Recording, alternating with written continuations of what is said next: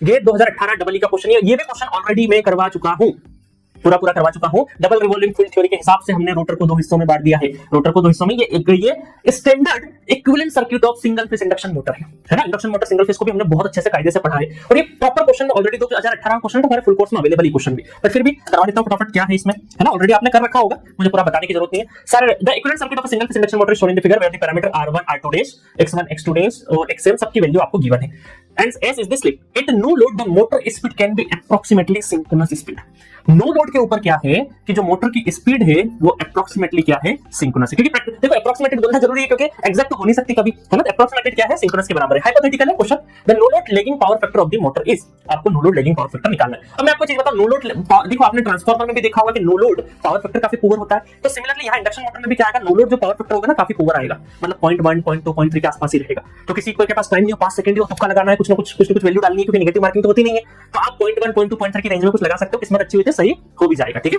चल, तो इसका मतलब है, अब देखो यहां पर ये दोनों बराबर हो जाएगा, स्लिप का क्या होगा साहब, स्लिप का हो जाएगा ns minus nr divided by ns, तो इसका मतलब ये दोनों बराबर, तो ऊपर से तो स्लिप क्या हो गया, 0 हो गया। स्लिप 0 होते से ही हमारे इक्विवेलेंट सर्किट में बहुत ड्रास्टिकली चेंज आएगा, क्योंकि ये slip 0 something upon 0 r2 divided by 0, तो ये हो जाएगा टेंडिंग टू इंफिनिटी। इंफिनिटी होने का मतलब ये क्या है, ओपन सर्किट हो गया, और यहां पे ये जो हमारा r2 रहेगा, r2 डैश डिवाइडेड बाय ये 0 हो गया, तो डिवाइडेड बाय 4 हो जाएगा, ठीक है, डिवाइडेड बाय क्या हो जाएगा, 4 हो जाएगा। तो ये इनफाइनाइट मतलब क्या, रेजिस्टेंस इनफाइनाइट मतलब ओपन सर्किट, तो क्या मैं इसको ऐसा बोल सकता हूं, है ना, देखिएगा ध्यान से, इसको अगर हम लोग ओपन बोले तो ये तो पूरी तरीके से यहाँ पे कट गया, मतलब यहाँ पे करंट नहीं जाएगा, ये हो गया ओपन सर्किट, इनफाइनाइट हो गया। तो और आपसे पूछा नो लोड पावर फैक्टर मतलब अगर यहाँ से कोई करंट जाता है ना, करंट जाता है, तो इस करंट का जो एंगल आएगा, करंट के साथ में कुछ मैग्नीट्यूड होगा, इसका जो एंगल आएगा वही हमारा पावर फैक्टर होगा, ऐसा बोल सकते हैं हम लोग। या फिर यूं कहें तो ये करंट कैसा है, करंट आएगा voltage angle 0 divided by some magnitude angle something कुछ, है ना कुछ, और ये अभी नीचे की साइड में अगर वोल्टेज डिवाइडेड बाय इंपीडेंस, तो ये इंपीडेंस का मैग्नीट्यूड, और है ना current equal to voltage divided by impedance, इसका पूरा इंपीडेंस आएगा, इसका मैग्नीट्यूड होगा,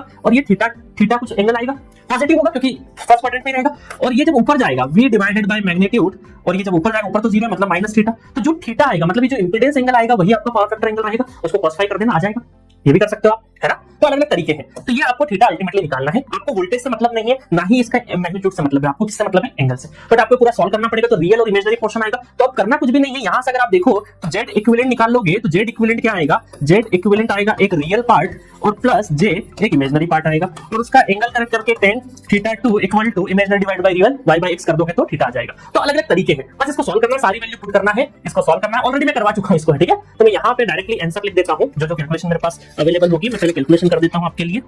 तो जो मेरे पास आ रहा है, जो z इक्विवेलेंट आएगा, है ना, इसको z इक्विवेलेंट जब सॉल्व करोगे, इसको हटा देना, ये दोनों टाइम आ जाएंगे, इन दोनों को जब सॉल्व करेंगे हम लोग, r2/4 हो गया, ये सीरीज में, देन इसके पैरेलल